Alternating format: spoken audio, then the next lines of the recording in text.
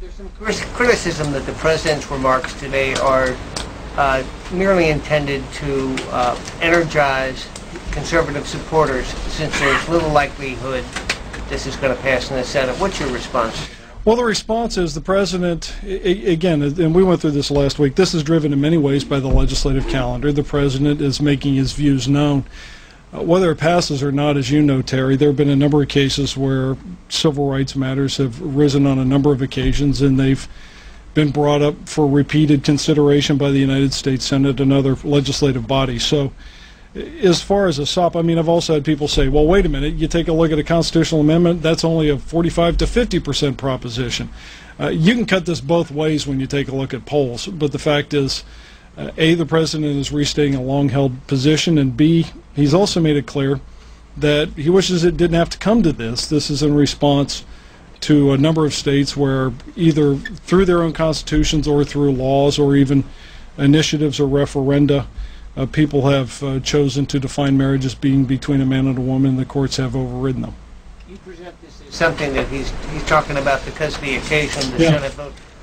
Once this week is over, do you expect him to be silent on this? Don't know. I mean, I don't think they're, look, in many ways, again, the debate is hot right now. The question is, will you be asking about it in 5 weeks? And the answer is probably no.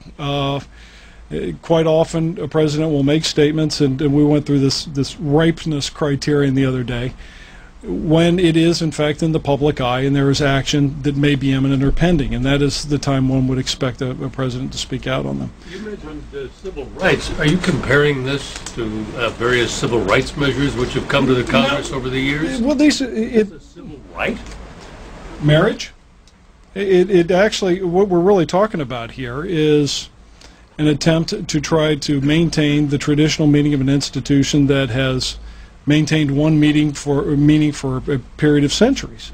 And furthermore, civil rights? No, I'm just saying that I think, well, I don't know. How do you define civil rights? Not up to me, up to you. Okay, well, no, it's your question, so if I need to get a more precise definition. Can you stand there and say with a straight face that there is not a political dimension to this? Of course there's a political dimension to it. There's going to be a Senate vote on it, for heaven's sake. So, yeah, there's naturally, there are political dimensions on both sides. This is an issue, and we talked about this morning, that I think is of keen interest to a lot of people. It is obviously important to all of us that homosexual marriage does not become the law of the land. Let me tell you that for every logical argument we can bring to show that it's a very bad idea, the other side, spreading the stain of secular socialism, will bring 3 better arguments that it's a very good idea, and then it's simply our argument against theirs. It turns out that you have to go into rehab if you use the word faggot. So